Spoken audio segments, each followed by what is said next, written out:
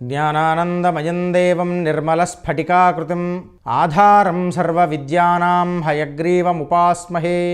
Eagle media ప్రేక్షకులకు నేటి శాస్త్రం సాంప్రదాయం కార్యక్రమం ద్వారా స్వాగతం, సుస్వాగతం.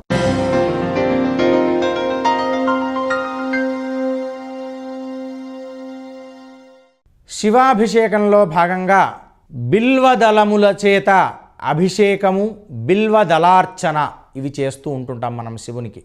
బిల్వదళములో శివుడికి ఎందుకు సమర్పిస్తాము, ఎందుకు అభిషేకం చేస్తామంటే బిల్వదళంలో 3 స్వరూపాలున్నాయి. మూలతో బ్రహ్మరూపాయ, మధ్యతో విష్ణురూపిణే, అగ్రత శివరూపాయ ఏకబిల్వం శివార్పణం అని చెప్పారు.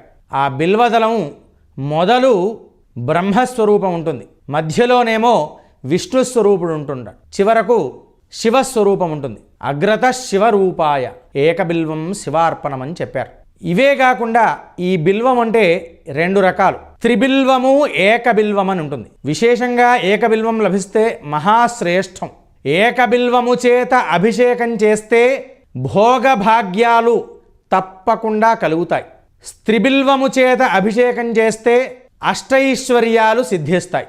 కనుక ఒకవేళ ఈ 2 బిల్వదళాలు దొరకలేదు, మనము శాస్త్రం కూడా చెప్పారు, పంచబిల్వాల్లో ఇంకా 3 వేరే బిల్వాలు ఉన్నాయి.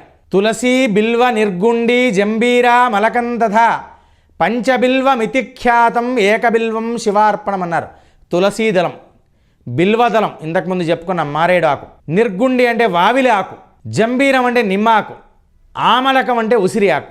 ఉసిరి ఆకు కానీ, నిమ్మ ఆకు కానీ, వావిలి ఆకు కానీ, తులసి ఆకు కానీ ఇవి అసలు దొరకని పరిస్థితుల్లో వాటితో వేటితో చేసినా కానీ బిల్వార్చన చేసినతో సమానము. కానీ బిల్వదళ అభిషేకము చేయాలి అంటే మారేడు ఆకులతోనే అభిషేకము చేయాలి.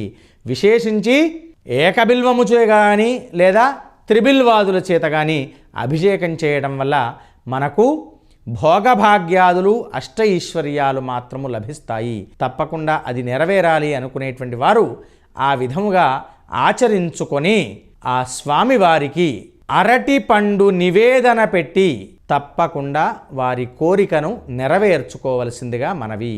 నేటి శాస్త్రం సాంప్రదాయం కార్యక్రమం సమాప్తం.